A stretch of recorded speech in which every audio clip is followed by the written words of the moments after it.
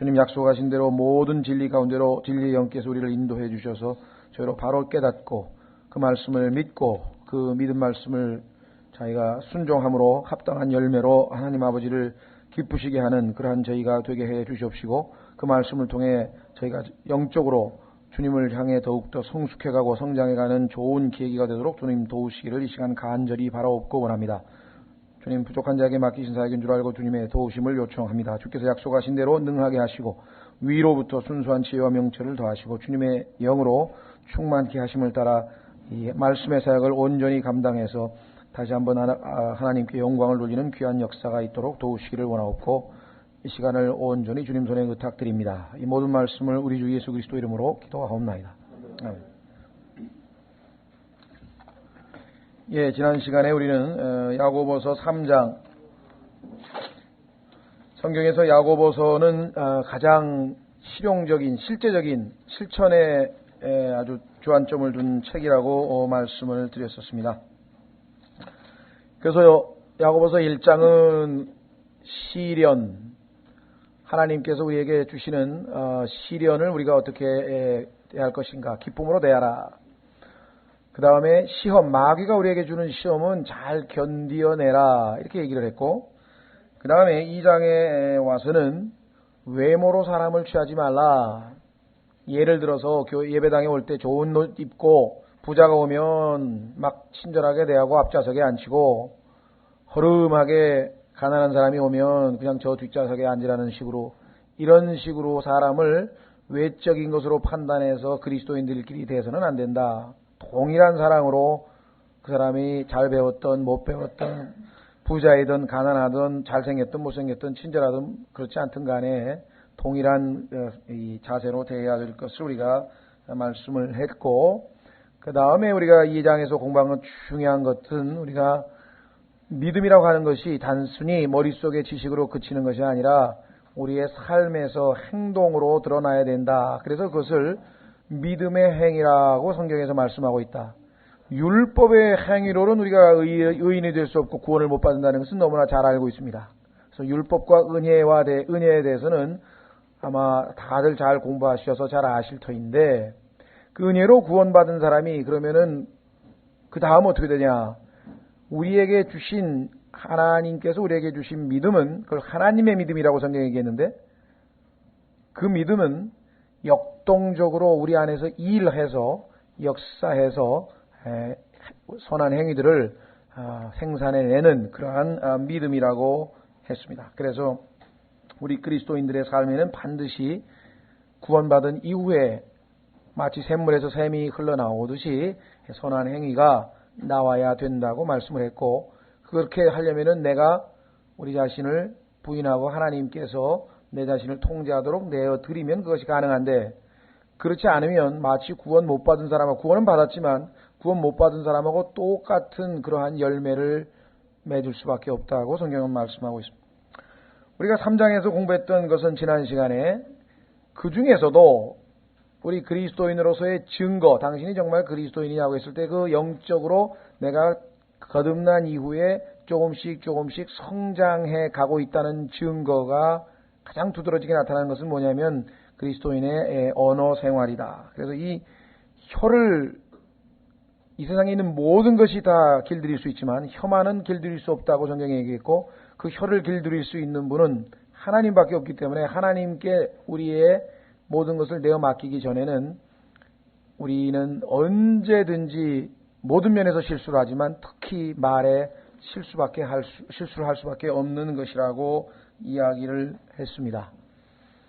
자, 그래서 우리가 마치 수도꼭지가 중립에 딱 있다가 왼쪽으로 틀면 뜨거운 물이 나오고 오른쪽에 틀면 찬물이 나오듯이, 우리가 성령님 쪽으로 우리 자신을 내어드리면 성령의 열매가 나오고 성령께서 사용하시는 그런 아름다운 말이 우리 입에서 나올 것이고, 반대로 내 육신 쪽으로 틀어져서 나오면 온갖 정말 이 그리스도인답지 못한 그러한 말들이 우리 입에서 나올 것이다, 이렇게 얘기를 했습니다. 자, 그 다음에 오늘 조금 보충하려고 하는 3장 13절서부터인데요. 지난번에 지혜와 지식의 차이점에 대해서 말씀을 했고, 지식이라고 하는 것은 머릿속에 잔뜩 집어넣은 정보를 얘기하고, 지혜라고 하는 것은 그 정보를 활용을 해가지고 뭔가 얻어내는, 열매를 맺는 것인데, 문제는 지혜에는 두 종류가 있다. 위로부터 내려오는 하나님이 주시는 순수한 지혜, 그 성경에서는 하나님의 지혜라고 했고, 그 다음에 위로부터 내려오지 않은 지혜가 있는데, 그 지혜는 성경에서 세상의 지혜 또는 사람의 지혜라고 성경에서 이야기를 했다. 그래서 하나님께서 우리에게 주신 그 지혜는 위로부터 내려온 지혜이기 때문에 그 지혜의 특성은 우리 지난번에 공부한 것처럼 7가지가 있습니다. 오늘 좀 보완하겠는데요. 반면에 위로부터 내려오지 않는 지혜도 역시 7가지 특성을 가지고 있었습니다. 13절서부터 보시면 너희 중에 지혜와 지식을 갖춘 자가 누구냐? 그는 지혜의 온유함으로 선한 생활에서 나오는 행위들을 보일지니라. 정말로 우리가 하나님께서 우리에게 주신 지식과 지혜가 있다고 한다면 그것을 생활에서, 실제적인 생활에서 보여주라 해요. 사람들에게 말로만 하지 말고. 그러나 너희 마음속에 독한 시기와 다툼이 있으면 자랑하지 말며 진리를 거슬러 거짓말하지 말라. 이러한 지혜는, 즉 독한 시기와 다툼이 있는 그런 지혜죠. 이러한 지혜는 어떤 지혜냐? 위로부터 내려온 것이 아니요. 자, 특징이 있습니다. 첫째 뭐냐? 땅에 속하는 것이다.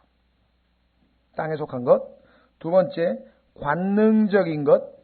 자, 이 관능적이라고 하는 말은 이 영어의 sensual이라고 하는 단어는 sense라고 하는 단어와 연관이 있다 그랬는데, 이 sense라고 하는 말은 우리가 신체적인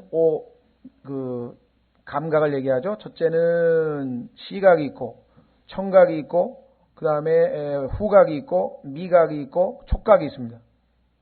그 5가지 감각을 통해서 우리가 이 자연세계, 외부의 사물들을 우리가 느끼는데, 그와 같은 외부 세계로부터 자극받아서 느껴지는 그러한 방식의 삶, 이게 육신적인 지혜라 이 말이죠. 센슈얼하다는 얘기는 거기에서 움직이는 게 아니라, 우리가 위로부터 하나님이 주신 지혜는 내적으로 속에서부터 출발을 한단 말이에요. 외적에서 자극을 받는 게 아니라. 그렇죠. 처음에 보세요. 하나님께서 인간을 지으셨을 때 사람 안에는 영을 지으셨다고 스가랴서 12장 10절에 말씀했어요. 왜냐하면 하나님은 영이시기 때문에 인간과 교통하기 위해서 커뮤니케이션을 하려면 영이 필요하다. 그 성경에 보니까 사람 안에 영을 지으셨다. 하늘과 땅을 지으신 하나님, 사람 안에 영을 지으신 하나님, 이렇게 성경에 써 있어요. 스가랴서 12장 10절에. 그런데 영을 지었고 그 다음에 뭐예요? 안에 우리는 혼이 있고 그 다음에 몸이 있습니다. 제일 안에 있는 게 영이에요. 그 영은, 하나님은 영이신 분과, 영이신 하나님과 커뮤니케이션이 가능하다 이 말이죠. 그래서 하나님 말씀을 딱 듣는 순간에 하고 직관으로 이게 무슨 뜻인지 알고, 우리의 혼은 지정의를 기능을 가지고 있는데 지적으로 understand, 하나님께서 나에게 주신 말씀이 이런 뜻이구나. 그렇죠? 이성으로 판단을 한 다음에 그 다음에 내 감정을 뭐예요? 그러니까 이거 순종해야 되겠구나. 그래서 내 몸에게 지시를 내린다 이게, 몸이 움직이고. 그러니까 영적인 사람은 순서가 항상 안에서부터 시작을 해요. 하나님 말씀이 내 영을 통해서 받아들여지면 그 말씀이 무슨 뜻인지 이해를 하고, 그러면 내 마음에 하나님을 사랑하고자, 하나님께 순종하고자 하는 어떤 마음의 감정적인 어떤 그 마음이 생기고, 그래서 의지적으로 하자 하고 내 몸에게 명령을 딱 내리면 내 몸이 복음을 전하든 성경을 읽든 다른 형제를 도와주든 뭐 청소를 하든 뭔가 주님을 위하는데 쓰이게 됩니다. 그런데 처음에 죄를 지을 때 이분은 어떤 식으로 죄를 지었냐면, 영을 통해서 하나님이 주신 말씀이 있었어요. 그것은 뭐냐면 선과 악의 지식의 나무를 먹지 말라 그랬어요. 그런데 그 말씀대로 지정의를, 즉 혼의 기능을 사용을 해서 안 먹고 NO 하고 돌아서서 갔으면 되는데, 생명나무를 먹어도 되니까 그 선악과를 먹는데, 그렇죠? 선악과를 바라보게끔 누가 지금 유혹을 했습니까? 마귀가 유혹을 했죠? 뭐 했어요? 처음에 하나님께서 정말로 이 동산에 있는 모든 것을 먹지 말라고 하더냐라고 하나님의 말씀과 반대되는 말을, 하나님의 말씀을 의심케 하는 그러한 말을 던졌을 때 청각이잖아요. 청각. 감각. 이 청각으로 들었다 이 말이에요. 그 순간에 뭐예요? 호기심이 발동이 돼가지고 눈으로 시각 보았다 이 말이에요. 그렇죠? 그러니까 마음에 뭐예요? 벌써 이미 몸, 그 다음에 혼, 영인데 순서가 영, 혼, 몸의 순서라서 몸은 나중에 혼의 결정에 따라서 움직이는 그 역할을 담당해야 되는데 몸이 자극을 받아가지고 혼의 감정을 돌발시켜 스토랍 막 흔들거리게 해가지고 즉각적으로 뭐예요? 따먹어버렸단 말이에요. 그러면 영은 작동을 하나도 안 한 거예요. 무슨 말이 이해가겠습니까? 그런데 놀랍게도 그리스도인들도 하나님께서 주신 말씀이 우리의 영을 통해서 그 다음에 우리의 혼에게 전달이 되고 내 혼이 순종해야 되겠다 하고 의지적 결단을 내려서 내 몸에게 자 전도지 나눠줘 이렇게 나가서 움직여야 되는데 그게 아니다 이미. 지나가는 사람이 보니까 인상이 어떤 외적인 자극에 의해서 마음에 충동이 일어나거나 감정이 요동치거나 이래가지고서는 행동을 해버린다 이 말이에요. 그러면 실제적으로 하나님은 영이시니 그 영을 통해서 우리하고 교제하시고 우리에게 지시를 내주고 우리에게 말씀을 전하시는 하나님은 우리의 그 생활에 행동에 하나도 영향을 못 미치게 된다 이 말이에요. 여러분들이 한번 생각해 보세요. 오늘 내가 무슨 행동을 했다. 무슨 행동인지 모르지만 뭔가 하나를 했는데 그것이 추적을 해보세요. 왜 그걸 하게 됐는가? 친구가 전화했는데 뭐라고 해서 그래 그럼 가야지. 하나님 말씀하고는 전혀 무관하게 외적인 자극과 자기의 혼적인 결정을 내려가지고 모든 행동을 해버리니까 성령님은 안에 계신데 성령님은 아무 역할을 못하는 삶에서 왜? 성령께서 개입할 어떤 전혀 기회를 주고 있지 않은 거예요. 이게 지금 모든 그리스도인의 삶에 있어서 성령께서 얼마든지 역동적으로 역사하시고 열매를 맺기를 원하시지만 열매를 맺지 못하고 우리가 육신의 일은 현저하니 육신의 일이 우리 모습에서 자꾸만 나타나는 것이다. 자, 그래서 여기 보시면 관능적이란 말이 바로 그거예요. 센스란 말은 외적인 자극에 의해서 그냥 바로 반응을 해버리는 그런 지혜. 그 다음에 마귀에게 속한 것이니 그랬습니다. 지난번에 우리 살펴봤기 때문에 찾지 않겠습니다. 에스겔서에 보니까 마귀가 처음에 창조됐을 때 full of wisdom, 지혜가 충만한 자였다. 하나님께서 만든 모든 피조물 가운데 최고의 지혜를 갖춘 자였는데 놀라운 사실은 corrupt, 그 지혜를 부패시켰다고 하나님께서 얘기해요. 그러니까 이제 마귀가 주는 지혜는 지혜인데 부패된 지혜이기 때문에 하나님의 영광을 위해서 사용되는 지혜가 아니라 뭐예요? 자기 자신을 드높이기 위해서 사용하는 거예요, 마귀가. 그러니까 여러분도 뭔가 지혜롭게 뭔가 꾀를 내서 뭔가 했지만 그것이 하나님께 영광 돌리는 게 아니라 자기 자신을 드높이게 한다든가 자기 자신을 인기를 얻는다든가 그렇잖아요. 자기 자신을 위해서 하는 거라고 한다면은 여기 나와 있는 것처럼 마귀에게 속한 것이니 이는 시기와 다툼이 있는 곳에 혼란과 모든 악한 일이 있기 때문이라. 그래서 위로부터 내려오는 지혜와 아래로부터 올라오는 그 잘못된 지혜와의 비교를 했는데 그 중에 위로부터 온 지혜의 특성 7가지가 거기 나와 있습니다. 17절. 그러나 위로부터 난 지혜는 첫째 순수하고 pure, 100% 순수해야 된다. 위로부터 나온 지혜는요 100% 하나님께 영광을 돌리기 위해서 순수한 마음으로 뭔가를 해야 하는 것이지 조금이라도 아주 이 내적인 동기가 불순하면 순수하지 못하고 불순하면 언젠가는 들통이 나는 거예요. 언젠가는 들통이 나요. 자, 그 다음에 평화스럽고 peaceable, 평화스럽고 아까는 뭐예요? 다툼이다 그랬잖아요. 시기와 다툼 반대말이죠. 그죠? 평화스럽다. 위로부터 난 지혜는 세 번째는 부드럽고 네 번째는 대하기 쉬우며 예수님께 나올 때 이 어려워하는 사람 봤습니까? 어떤 죄인이든지 어떤 어린애든지 누구든지 예수님께는 나와서 예수님께서 다 그거를 아주 유연하게 다 받아주시고 다 대처해 주신 것을 보게 되죠. 그러면 찾아가서 마음 터놓고 얘기하기 좋다. 긍휼과 선한 열매로 가득하고 이제 5번째. 그리고 차별이 없고 공평하다. 7번째, 위선이 없고. 자, 그래서 18절에 보시면 의의 열매는 화평케 하는 자들이 화평으로 씨를 뿌려 거두는 것이니라. 자, 그러니까 이 위로부터 내려오는 지혜의 특징 중에 가장 뛰어난 특징이 뭐냐면 이 화평입니다. 화평. 그렇죠? 자, 한번 확인해 보겠습니다. 여러분과 제가 예수 그리스도를 믿고 나서 이제 첫 번째 누리는 마음의 평안, 화평은 무엇인가? 그것은 성경에서 peace with God, 하나님과 화평을 누리게 됐다. 이렇게 얘기합니다. 한번 확인해 보겠습니다. 로마서 5장 1절. 구원받은 사람의 첫 번째 특징은요, 하나님을 더 이상 무서워하지 않아요.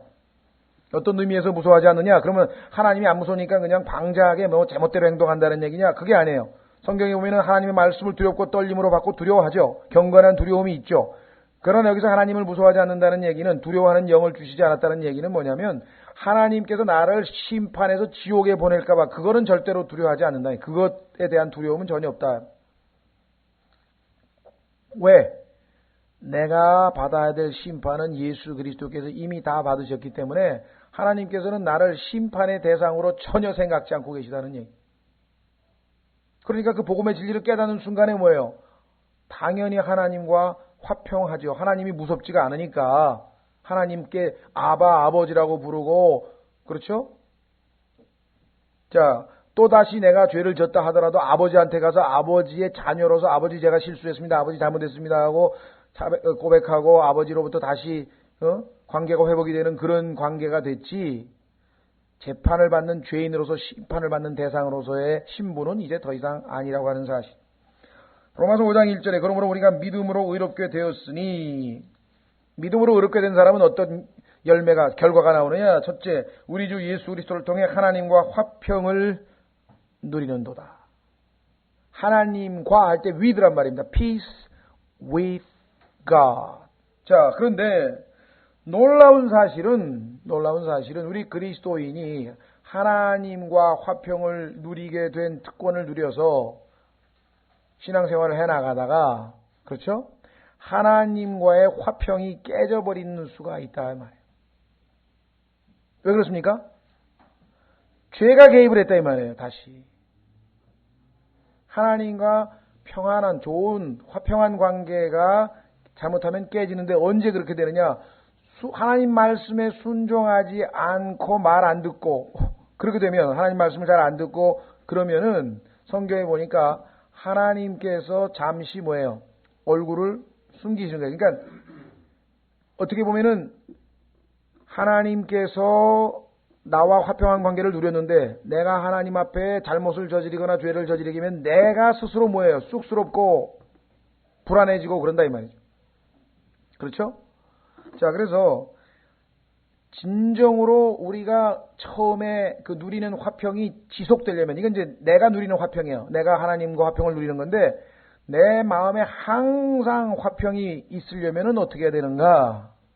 그것은 하나님의 평안이 내 안에 머물러 있으면 가능하다. 하나님의 평안이. 자, 한번 확인해 보겠습니다. 빌립보서 4장 6절. 빌립보서 4장 6절. 왜 그리스도인인데도 불구하고 때로는 우리가 마음이 편치가 않아요? 그 뭔가 하나님 앞에 하나님이 싫어하는, 하나님이 기뻐하시지 않는 뭔가를 했다 이 말이에요. 그러니까 마음이 뭔가 편치 않죠. 그렇죠? 자, 그럴 때 어떻게 하면 우리가 다시 화평을 회복할 수 있는가? 간단하다 이 말이에요. 자, 빌립보서 4장 6절. 아무것도 염려하지 말고, 야, 내가 하나님이 하지 말라는 짓을 또 했으니 이거 큰일 났구나. 그렇게 염려하지 말고, 염려 대신에 해야 될 게 뭐냐? 오직 모든 일에 기도와 간구로 너희가 요청할 것을 감사와 더불어 하나님께 아뢰라. 그리하면 모든 이해를 뛰어넘는 누구요? 하나님의 평강이. 내 평강은요 오래 못 가요. 내 믿음은 오래 못 가요. 내 지혜는 오래 못 가요. 그러니까 하나님의 평강이, 내가 하나님께 기도하면 하나님의 평강이 그리스도 예수님을 통하여 너희 마음과 생각을 지키시리라. 예수 그리스도께서 부활하신 다음에 제자들에게 내가 내 평안을 너희에게 주노라. 예수님 우리 하나님의 평안, 예수님의 평안을 주셨어요. 그렇죠? 그런데 우리가 그 평안을 누리지 못하고 죄를 짓거나 근심이 있거나 염려가 있거나 이렇게 되면은 어떻게 돼요? 염려하지 말고 아뢰라 이 말이에요. 감사함으로. 그러면 내 안에 계신 하나님의 평강이 다시 나로 하여금 뭐예요? 내 마음과 생각을 지켜서 평강을 회복시켜 주신다. 그러면 더 구체적인 방법은 무엇이냐? 그것은 이사야서 26장 3절에 있습니다. 이사야서 26장 3절은 지금 우리는 번역이 그렇게 썩 잘 안 돼 있어요. 다음번에 아마 고치려고 지금 준비 중인데요. 이사야서 26장 3절.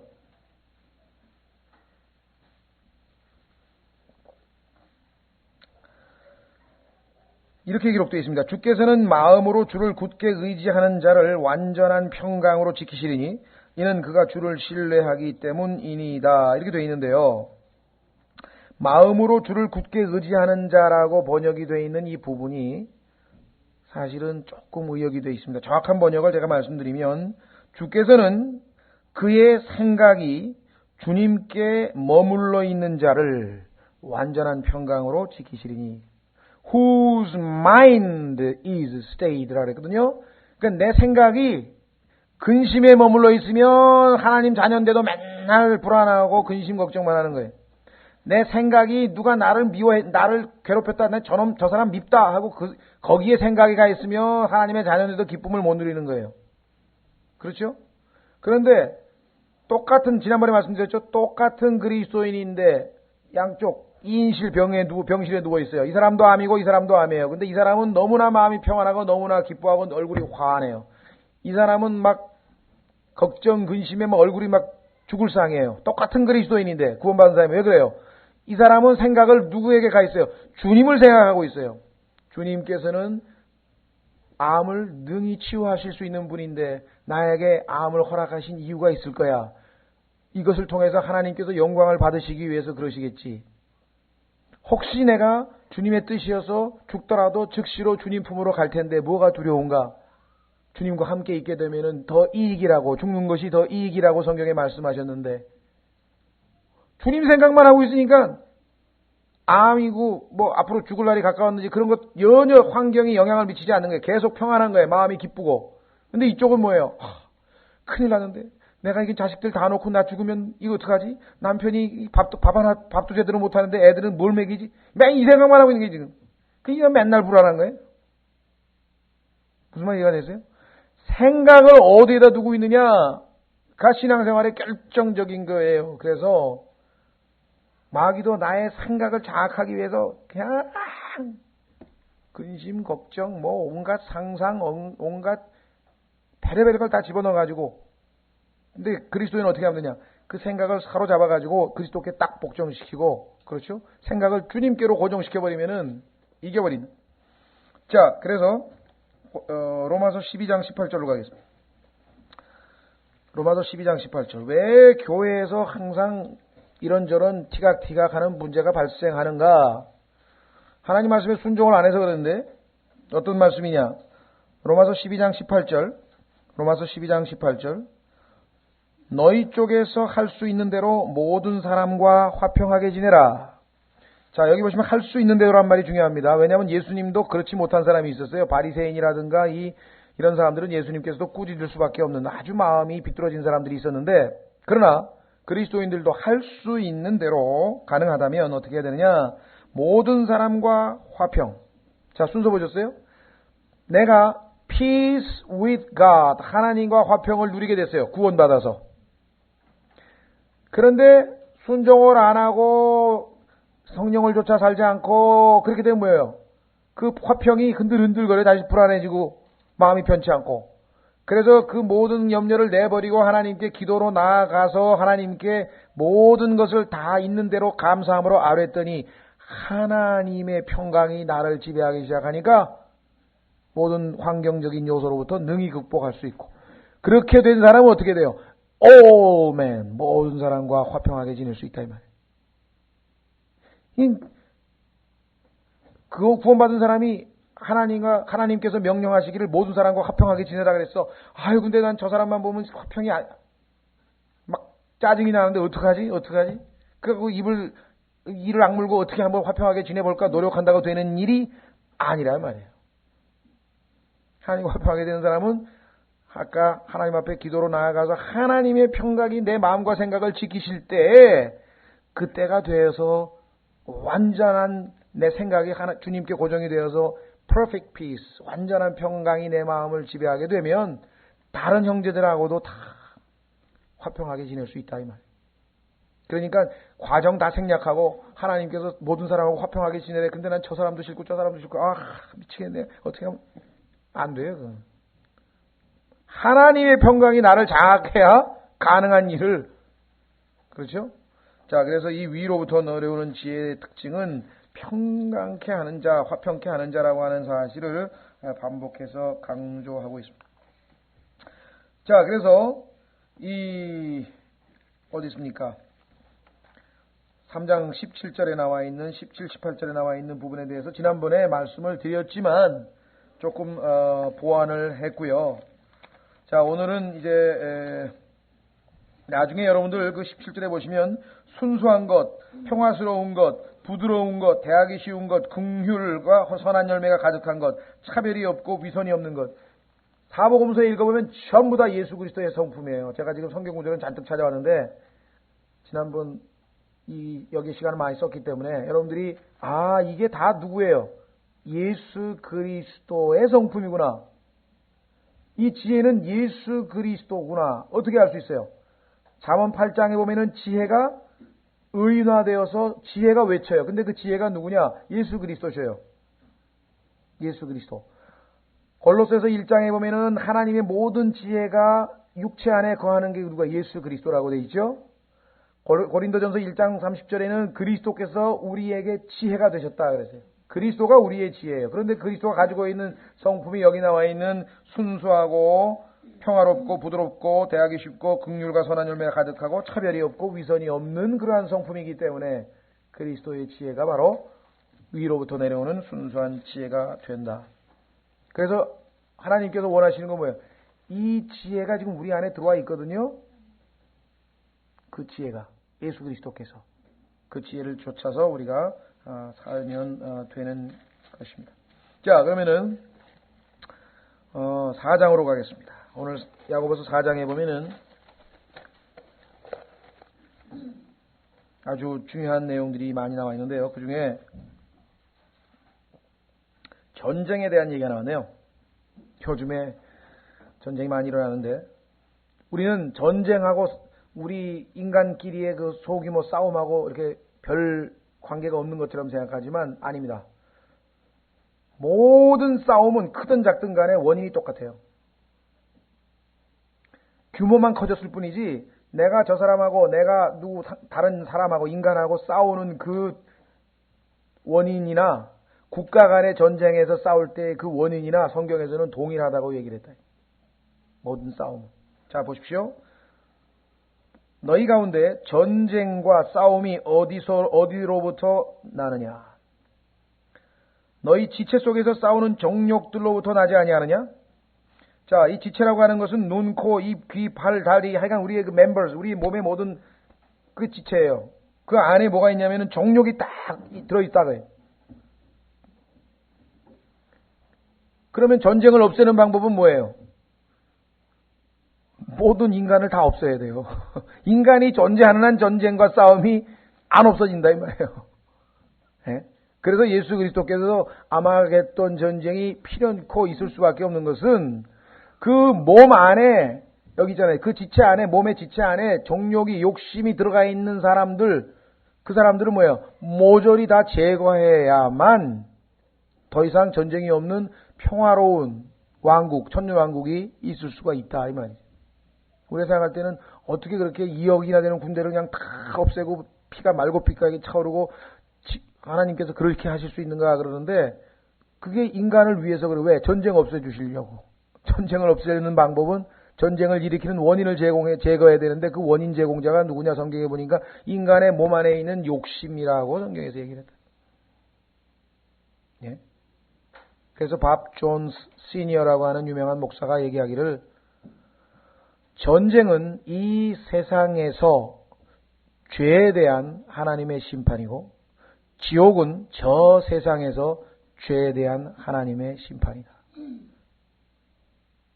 그러니까 죄가 해결되지 않는 한 지옥도 전쟁도 항상 있을 수밖에 없다 이 말이에요. 자, 그래서 전쟁의 원인에 대해서 여기 아주 정확하게 이야기를 했는데요. 여러분들 그 1900년에서 2000년까지 그러니까 지난 100년이죠. 지난 100년 동안 일어났던 전쟁 수가 그 전에 2000년간 일어났던 전쟁보다도 더 많이 일어났습니다. 얼마만큼 이 전쟁의 그 빈도가 점점 늘어가고 있는가? 그것은 뭐예요? 이 세상에 죄가 더 관영하고 여러분들 성경에 보면 하나님께서 심판하실 때 보면 어떻게 하는지 아십니까? 하나님께서 정해놨어요. 여기까지 죄가 차면 심판하겠다. 그러거든요? 그래서 성경에 보면 하나님께서 출애굽을 시키신 이유 중에 여러 가지가 있는데 그 중에 하나는 이스라엘 백성으로 하여금 아모리 족속들의 죄를 심판하기 위해서. 아모리 족속들은 가나안 땅에 있었던 여러 열족속이었었는데 그 족속들은 너무너무 타락해가지고 하나님 보시니까 까딱까딱 하더니 이스라엘 백성들이 나올 쯤에 되는 완전히 하나님께서 정해놓은 리미트 한계에 딱 닿아버렸어요. 지금 예수 그리스도께서 이 땅을 지금 심판하러 오시는데 그 죄의 그 한계가 어딘지 몰라요. 지금 거의 아마 깔딱깔딱 거의 다 찼을 거예요 아마. 하나님께서 심판하실 수. 이스라엘도 마찬가지. 이스라엘도 기다리다가 북왕국 이스라엘 열왕국 때가 됐어. 심판. 유다 조금 더 기다렸어. 왜? 유다는 죄가 좀 덜 찼어. 좀 기다리고 있어. 자, 그래서 지금 엄청난 그 가속도가 붙어서 지금 지난 2000년 역사 가운데 지금 이 전쟁이 점점 늘어나고 있는 것이죠. 자, 우리는 예수 그리스도께서 이 전쟁이 인간의 삶에 있어서 지극히 당연한 것이라고 전쟁과 전쟁의 소문이 항상 들려올 것이라고 말씀한 것을 알고 있고 심지어는 우리 안에서 각 사람 안에서 우리의 각 개인이 내적인 상태에서 지금 전쟁을 벌이고 있죠. 바울은 로마서 7장에서 자기 안에서 지금 내적 갈등 전쟁이 벌어지고 있는 이야기를 했고 그 다음에 에베소서 6장에 보면은 사탄이 하나님께서 허락을 받아가지고 지금 계속해서 이 땅에서 사람들을 갈등을 부추기고 있고 그래서 결국은 전쟁은 이와 같은 모든 여건이 주어지면 사람의 이 마음 속에 있는 사람 그 지체 속에 있는 정욕이 자극을 받으면 폭발하게 되고 그렇게 되면 바깥으로 튀쳐나오면 그것이 개개인의 싸움이 됐던 국가 간의 전쟁이 됐던 있을 수밖에 없다라고 성경은 말씀을 합니다. 자, 아까 우리 세상적인 지혜의 특징 중에 하나가 뭐였습니까? 다툼과 시기라 그랬죠. 다툼, 시기. 그러니까 세상적인 지혜를 갖추고 있는 사람들이 권력을 쥐면 당연히 전쟁이 일어나는 거예요. 히틀러 같이 지혜로운 사람인데 그 사람은 자기 지혜를 사용해서 독일 민족을 완전히 하나로 묶어서 단합시켰죠. 그런데 그 사람이 가지고 있는 지혜의 특징은 뭐냐? 다툼과 시기가 있고 거기다가 땅에 속한 것이고 관능적인 것이고 마귀적인 것이고 그래서 그곳에서는 항상 confusion, 혼돈이 있고 evil, 악한 일들이 있다 그랬잖아요. 그렇죠? 그래서 지금 바로 그 결과가 전쟁으로 나타났다. 다시 읽겠습니다. 너희 가운데 전쟁과 싸움이 어디로부터 나느냐? 너희 지체 속에서 싸우는 정욕들로부터 나지 아니하느냐? 싸움은 원인 제공이 바로 사람이다. 자, 너희가 욕심을 내도 갖지 못하고 죽여서 갖고자 해도 얻지 못하나니 너희가 다투고 싸워도 갖지 못함은 구하지 아니하기 때문이요. 자, 내가 상대방을 싸워서 이겨가지고 빼앗고자 해도 하나님께서 주시지 않으면 못하죠. 못 뱉죠. 그렇죠? 내가 아무리 갖고 싶어도 하나님께서 허락지 아니하면은 가질 수 없다는 것. 그래서 왜? 온 우주를 통치하고 관할하고 소유하고 있는 분이 하나님이시기 때문에 뭔가를 우리가 쟁취하려면은 하나님께 기도를 해서 얻어내는 거죠. 그런데 세상적인 지혜를 통해서 우리가 하나님하고 기도도 안 하고 하나님과 아무 상관없이 어떻게 내 목표를 달성해 보려고 막 이루려고 발버둥치는 거죠. 이루어지는 일도 있어요. 그러나 그것은 하나님께서 뭐예요? 일시적으로 허락을 하시는 것뿐이죠. 그렇죠? 자, 그래서 우리가 뭔가를 얻기 위해서는 욕심을 낸다든가, 그 다음에 뭐 남을 해코지 해가지고 어떤 뭐 꾀를 내가지고 한다거나, 아니면은 다투거나, 이와 같이 해서 목적 달성을 할 수는 없다. 하나님의 뜻이고 올바른 일이면 하나님께 간구하는 거예요. 그래서 여기서 얻지 못하는 이유는 뭐냐? 하나님께 기도를 안 했다. 그랬어요. 두 번째. 그러면 기도만 하면 다 얻냐? 천만의 말씀. 여러분들 중에는 그럼 기도만 하면 다 되겠네. 기도만 하면 다 되는 줄 알고 지금 기도원에서 밤새고 굶고 기도하는 사람이 있어요. 밤낮 기도해도 안 돼. 왜 안 되는 줄 아세요? 하나님의 뜻대로 구하지 아니하면 안 들어주신다 그랬는데 자기가 원하는 것만 지금 자꾸만 기도를 한다 이 말이에요. 달라고. 성경에 보니까 하나님께서 달라고 ask, 구하라 그랬어요. 그러면 주신다 그랬어요. 그것만 믿어. 구하라 그러면 주실 것이요. 근데 뭘 구하라 그랬어요? 하나님의 뜻대로 구하라 그랬죠? 만약에 하나님의 뜻대로 안 구하면 잘 들어주십시오. 하나님이 주시긴 주시는데 자기가 구한 걸 안 준다 이 말이에요. 내가 달라고 했는데 하나님이 그걸 안 주고 뭘 준다 그랬어요? 좋은 것으로 준다. 여러분 어떻게 생각해요?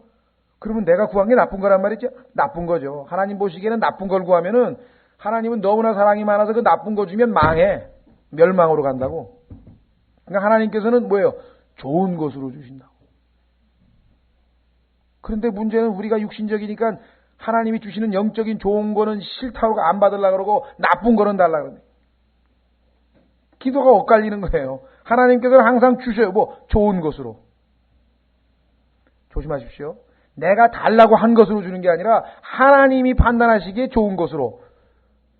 행복한 사람은 뭐예요? 내가 달라고 한 거하고 하나님이 보시기에 좋은 거하고 일치하면 그 사람 행복한 사람이에요. 왜? 하나님 뜻대로 구한 거니까. 근데 아무리 구해도 기도도 응답이 안 된다는 거예요. 둘 중에 하나지. 때가 안 됐거나 제대로 구했는데 때가 안 됐거나 아니면 뭐예요? 하나님이 벌써 주신 거예요. 하나님이 좋다고 생각하는 것으로. 기도해서 실패하기는. 자, 여기 나왔잖아요. 3절. 구하여도 받지 못하면 왜 구했는데 못 받아? 정욕에 쓰려고 잘못 구하기 때문이라. 기도하는 목적이 뭐예요? 하나님의 뜻이 이루어지도록 그걸 기도하는 건데 우리가 지금 내가 원하는 걸 해달라고 아니에요. 그래서 우리가 항상 기도한 다음에 뭐라고 얘기해요? 내 뜻대로 마옵시고 아버지의 뜻대로 하옵소서. 왜? 혹시 내가 하나님 뜻대로 안 구하고 내 욕심대로 구했을 수 있죠. 언제든지 우리의 가능성은 열려 있단 말이에요. 그렇기 때문에 기도의 끝은 항상 뭐예요? 그러나 내 뜻대로 마옵시고 아버지 뜻대로 하옵소서. 혹시 여러분들 가운데 한번 스스로 생각해 보세요. 자기가 일주일 동안 기도한 것을 쭉 적어놓고 보고 나는 정말 나를 위해서가 아니라 순수하게 하나님의 영광을 위해서 하나님의 뜻을 기도했다. 그거 몇 개 되나 한번 보세요.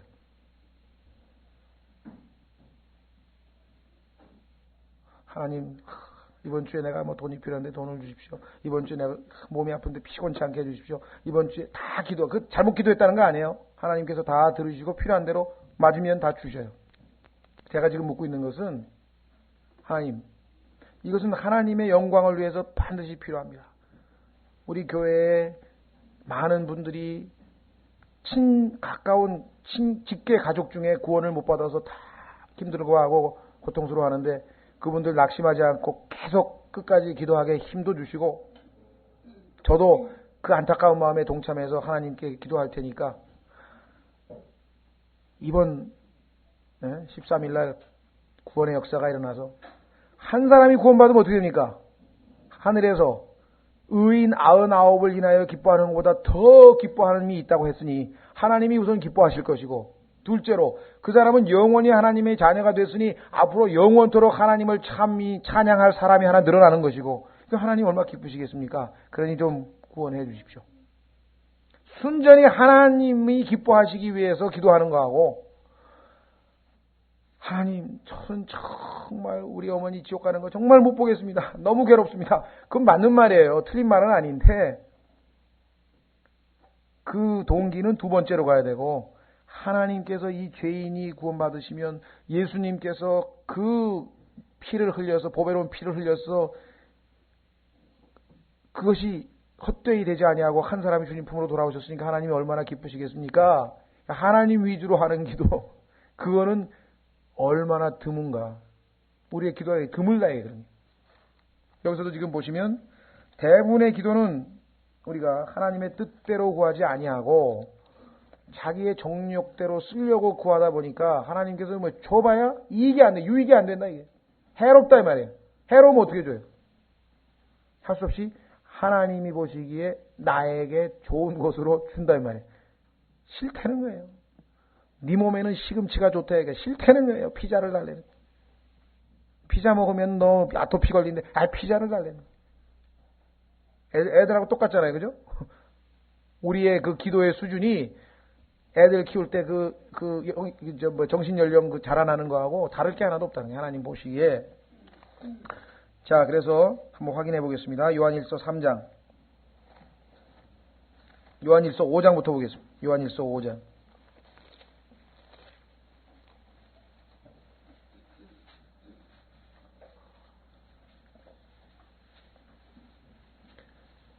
기도할 때 여러분들이 이 사실을 알고 기도하면은요, 너무너무 기쁜 거예요. 왜? 내가 열심히 기도만 하면 돼.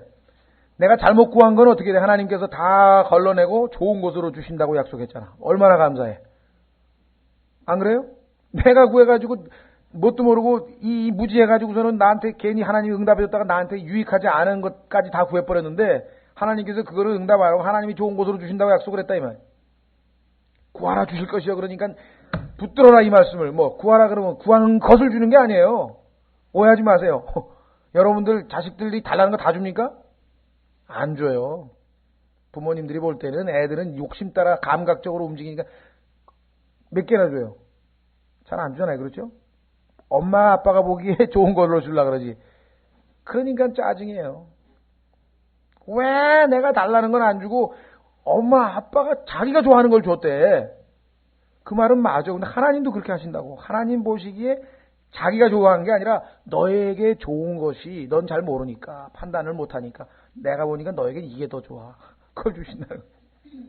자, 요한 1서 5장 죄송합니다. 5장부터 보겠습니다. 14절 아주 엄청난 구절입니다. 14, 15절. 이 구절을 배제한 채 무조건 구하라 주실 것이요. 부르짖어라 뭐 응답하실 것이요. 비밀한 것을 보일 것이요. 막 몇 구절 갖다가 놓고 그냥 벽에다 써놓고 밤새 부르짖어라 막 소리를 지르고 그래갖고 되는 일이 아니에요. 14절 그분 안에서 우리가 가진 담대함이 이것이니 진짜 담대함이 있어요. 어떤 담대함? 곧 우리가 그분의 뜻대로 무엇이든 구하면 그분께서 들으시는 것이라. 100% 들어주셔요. 조건은 뭐예요? 그분의 뜻대로 구했는가.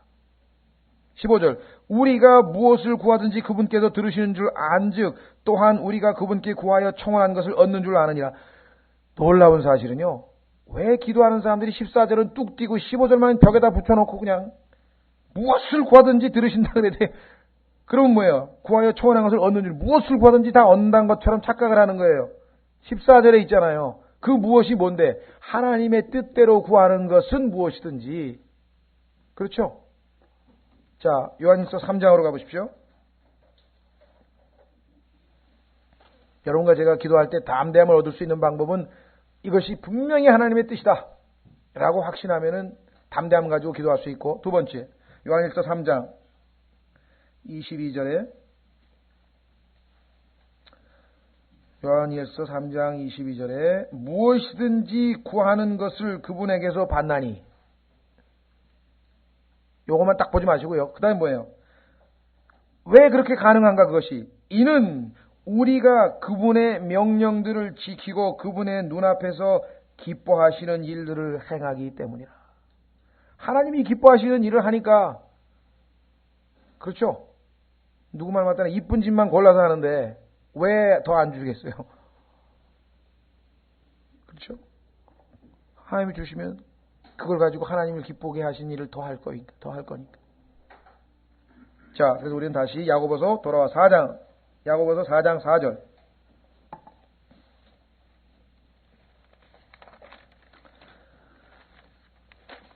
예, 가늠하는 남자들과 가늠하는 여자들아. 아마 이 얘기가 나온 이유는요, 이 당시 초대교회, 특히 이 그리스, 그 다음에 로마, 보통 우리가 그레코 라틴이라고 하는데, 이 그리스 문화와 라틴 문화의 특징 중에 하나는요, 아까도 얘기했지만 이 사람들, 그리스인들은 히라빈들은 지혜라 했잖아요. 그 지혜는 어떤 지혜입니까? 관능적인, 센슈얼한, 그냥 막 감각을 자극하는 거 막 너무너무 좋아하네, 이 사람들이. 그렇죠? 그래가지고 그들이 섬기는 모든 우상들이 전부 다 하는 게 다 뭐예요? 거기 보면은 소위 말하면 성전 매춘들이 그냥 막 엄청나게.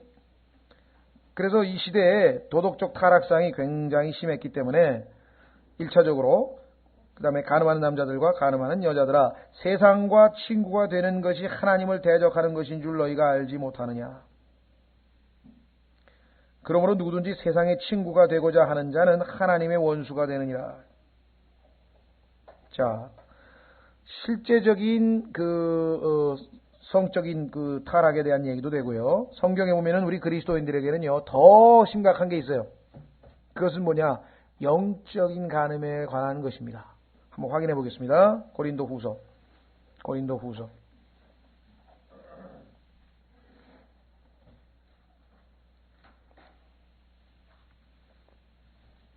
11장.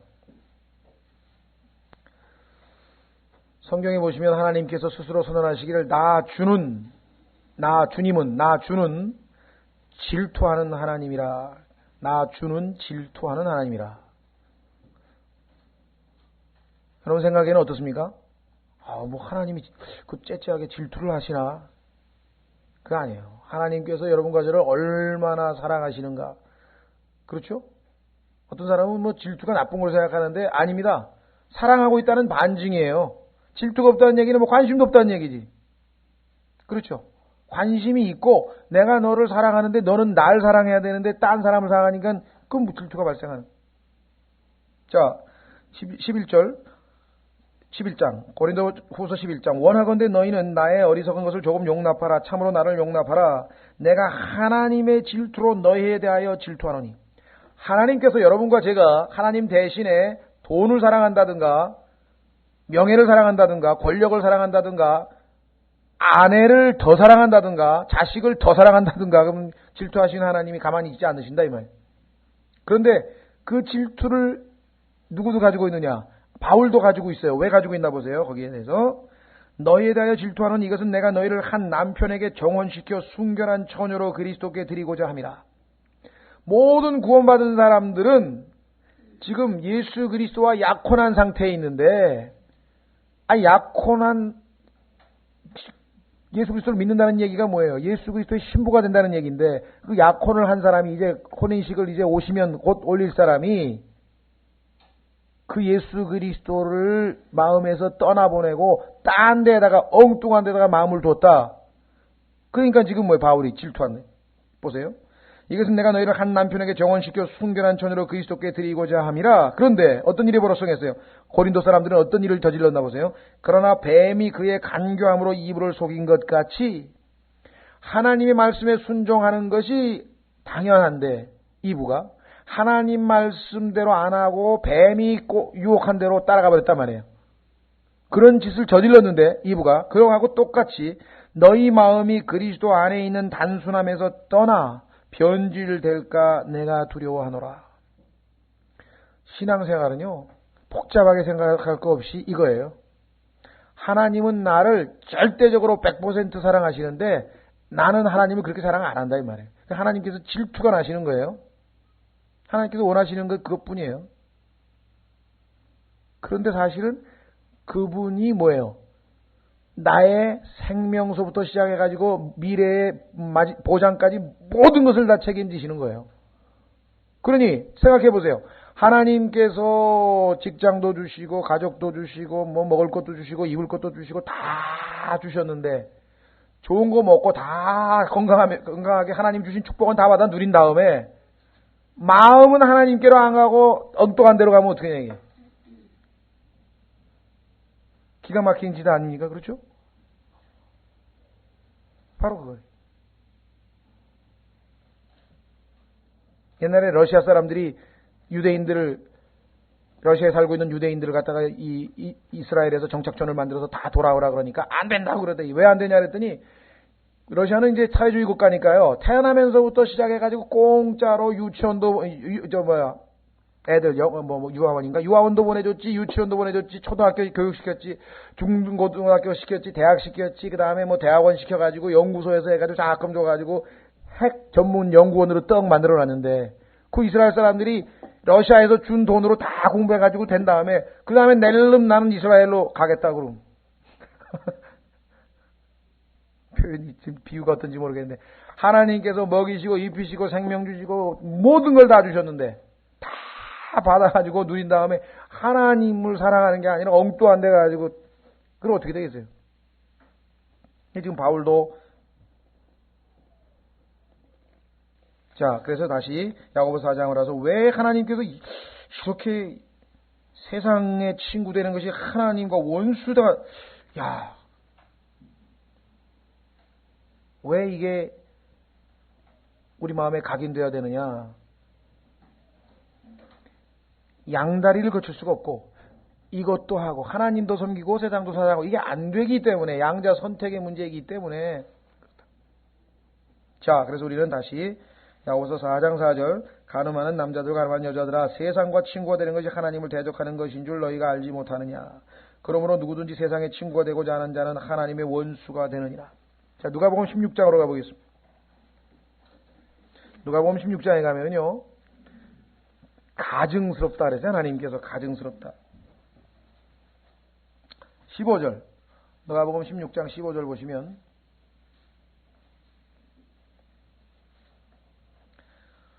그분께서 그들에게 이르시되 너희는 사람들의 눈앞에서 스스로를 의롭다 하는 자들이라. 사람들 앞에서 스스로를 의롭다 하는 자들이에요. 바리새인이나 이런 사람들. 너희 마음을 하나님께서 아시나니 이는 사람들 가운데에서 높게 평가받는 것이 하나님 보시기에 가증한 것이기 때문이라. 하나님 보시기에 가증스러운 건 뭐냐면 사람들이 높게 평가하는 거예요. 사람들이 높게 평가하는 게 뭐가 있습니까? 돈, 권력, 명예 등등등등등 얼마나 많아요. 그렇죠? 자, 다시 돌아옵니다. 그렇다면은 이 세상에서 그럼 그리스도인들은 뭐 부를 향해 하지도 말고 그런 얘기는 아니죠. 얼마든지 하나님께서 우리에게 주시는 거 사용할 수도 있고 쓸 수도 있고 하지만은 마음을 빼앗겨서 한다 얘기야. 돈 자체는 잘못된 게 없는데 돈을 사랑하는 것은 모든 악의 뿌리라. 사랑하면 안 된다 얘기야. 돈의 주인 노릇을 해야지 노예 노릇을 하면 안 된다. 자, 다시 야고보서 4장 5절. 야고보서 4장 5절. 여기 죄송합니다. 4절까지만 하고 좀 쉬었다가 할 텐데 그 4절에 보시면 한 가지 짚고 넘어가야 될 게 뭐냐면요. 이 단어가 뭐냐면 되고자라고 하는 단어입니다. 보세요. 가늠하는 남자들과 다양한 여자들아 세상과 친구가 되는 것이 하나님을 대적하는 것을 너희가 알지 못하느냐? 그러므로 누구든지 세상의 친구가 되고자 하는 자, 이 되고자 한다고 하는 말이 인간의 마음의 의지란 말이거든. 영어의 will이에요. will. I will. 그럼 내가 하겠노라. 막 의지. 나는 부자가 되고 말겠다.